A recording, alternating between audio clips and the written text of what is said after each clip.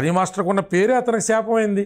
ఒక రోజు మొత్తం మీద ఎన్ని రేప్ కేసులు ఫైల్ అవుతాయో తెలుసా, దేశం మొత్తంలో ఎన్ని పోక్సో కేసులు ఫైల్ అవుతాయో తెలుసా.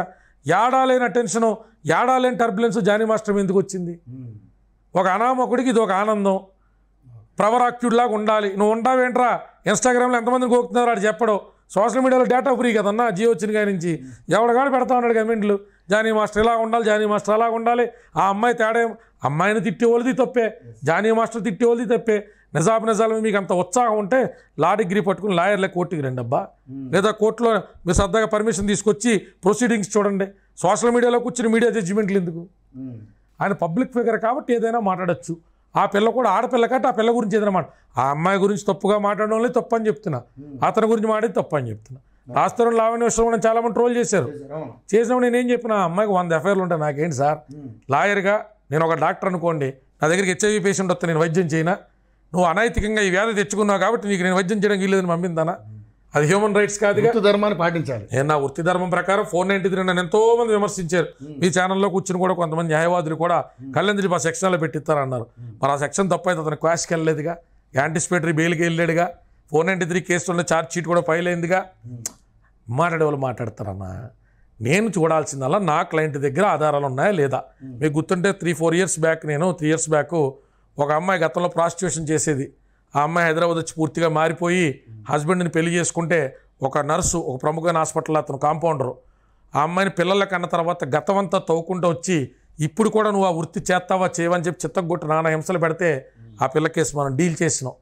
ఆ రోజు మరి కోర్టుకి వెళ్తున్నప్పుడు ఆ అమ్మాయి గతంలో ప్రాస్టిట్యూట్ కాబట్టి ఇటు కొట్టినా పర్లేదు, చెత్త కొట్టినా పర్లేదు, మళ్ళీ చేయమన్నా పర్లేదని కోర్టు తీర్పు ఇవ్వలేదు కదా.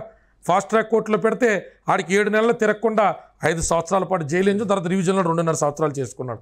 ఆ కేసు మీ అందరికీ విదితం. అయితే ఆ అమ్మాయి రెప్యుటేషన్ మనం డ్యామేజ్ చేయకూడదు కాబట్టి పేరు అది కూడా అడిగినా కూడా రివీల్ చేయాలి.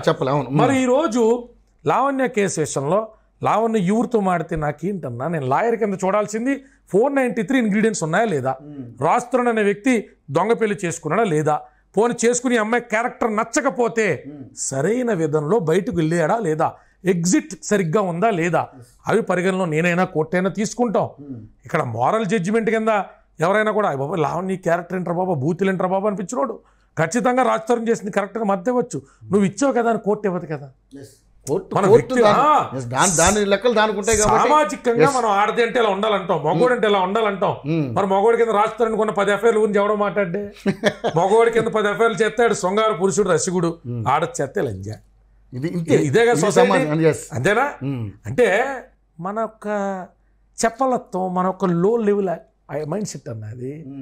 ఒక ఆడది ఏ వృత్తి, ఇప్పుడు లావణ్య అన్న అమ్మాయికి ఒక తండ్రి ఉన్నాడు, ఒక తమ్ముడు ఉన్నాడు, ఒక భర్త ఉన్నాడు. మరి వీళ్ళ ముగ్గురులో ఎవరి సంరక్షణలో ఉంటే వాళ్ళదే బాధ్యత కదన్నా.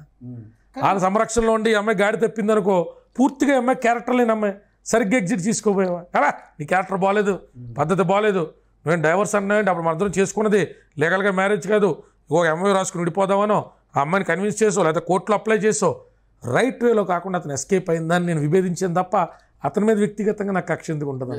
మా ఇద్దరికి ఏమైనా సరిహద్దు తగాదాలు ఉన్నాయా, గోడ పంచాయతీలు ఉన్నాయా, ఎందుకు గొడవ పడతాయి? ఏవు కదన్నా. ప్రొఫెషనల్గా నిన్న కూడా ఒకళ్ళు అడిగారు, లావణ్య విషయంలో ఆడపిల్ల సపోర్ట్ చేశారు, నేను ఈ అమ్మాయి విషయంలో చేయరాను. సార్ అక్కడ ఆడపిల్ల మగోడా కాదు. ఆ రోజు రాస్తారు నా క్లయింట్ అయి ఉంటే నా క్లయింట్ పూర్తిగా నిర్దోషని నేను నమ్మి మనస్ఫూర్తిగా వాదించాల్సిన బాధ్యత ఉంటుంది. ఇక్కడ నా క్లయింట్ ఎవరైతే నన్ను అప్రోచ్ అవుతారో, నా వృత్తి ధర్మం రీత్యా, నేను తీసుకున్నటువంటి నిర్ణయం రీత్యా, ఐపీసీ మీద నేను తీసుకునే ప్రమాణం రీత్యా వారిని నేను నిర్దోషని నమ్మే ఆఖరి నిమిషం వరకు పోరాడాలి. అది నా వృత్తి ధర్మం అన్నా.